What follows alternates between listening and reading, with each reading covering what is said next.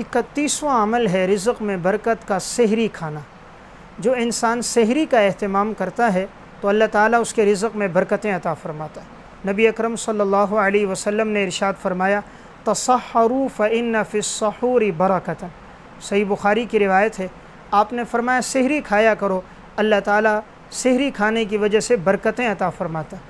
इसलिए जब इंसान रोज़ा रखे, एहतमाम करे, सहरी खाए, सहरी के ज़रिए से रिज़्क़ में बरकत होती है, इंसान के जिस्म में भी बरकत होती है। इसलिए जो भी शरीयत के मुआफ़िक काम किया जाता है आप सल्लल्लाहु अलैहि वसल्लम के इरशादात की जहाँ भी इंसान इताअत करता है, अल्लाह तबारक व तआला उसकी जान माल उम्र में बरकतें अता फ़रमाता है। तो रिज़्क़ में बरकत का एक सबब है सहरी खाना। हाफिज़ इब्न हजर अस्क़लानी मुतवफ़ा 852 हिजरी फ़त्हुल बारी में इस हदीस के तहत इरशाद फरमाते हैं कि सहरी खाने की जो बरकतें हैं, फरमाया इसके 5 फ़ायदे होते हैं। जब इंसान सहरी खाने का एहतमाम करता है, 5 फ़ायदे अल्लाह ताला उससे अता फ़रमाता है। सबसे पहला फ़ायदा इत्तिबा सुन्नत, कि उसने सुन्नत की इत्तिबा की, इमामुल अंबिया के इरशाद पर उसने अमल किया, और जब सहरी खाई तो सुन्नत पर अमल हुआ।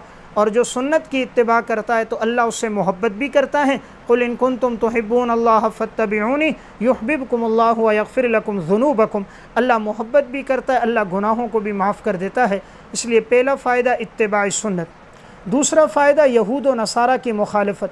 चूँकि यहूद व नसारा सहरी नहीं करते थे और वो लोग इफ्तारी करते, इसका अहतमाम नहीं करते थे, तो शरीयत ने इसलिए हुक्म दिया ताकि यहूद व नसारा की मुखालफत हो। इस्लाम का अपना एक तरीक़ा और मनहज है, तो इस सहरी खाने से यहूद व नसारा की मुखालफत। तीसरा फ़ायदा इससे होता है इबादत की क़ुव्वत का ज़रिया। जब इंसान सहरी खाता है तो जिस्म में ताकत आ जाती है, तो खाना खाने की वजह से दिन भर की इबादत भी कर सकता है, तिलावत भी कर सकता है, नेक आमाल का एहतमाम भी होता है। तो जिस्म में जब क़ुव्वत होती है तो इबादत भी इंसान चुस्ती के साथ करता है। तो तीसरा फ़ायदा इबादत में क़ुव्वत। चौथा फ़ायदा इंसान गुस्से के शर से महफूज होता है। सहरी ना खाई हो, अब दिन भर रोज़ा है, उमूमन गर्मी के अय्याम हो, प्यास की शिद्दत होती है, भूख की तलब भी ज़्यादा है, खाने की तरफ भी इंसान बेकरार होता है, तो उस वजह से तबीयत में चिड़चिड़ापन आता है, गुस्सा ज़्यादा आता है, उमूमन झगड़े ज़्यादा सामने आते हैं। सहरी खाई हुई हो तो उमूमन ऐसी चीज़ें सामने नहीं आती। तो चौथा फ़ायदा इंसान गुस्से के शर से, झगड़ों से महफूज रहता है।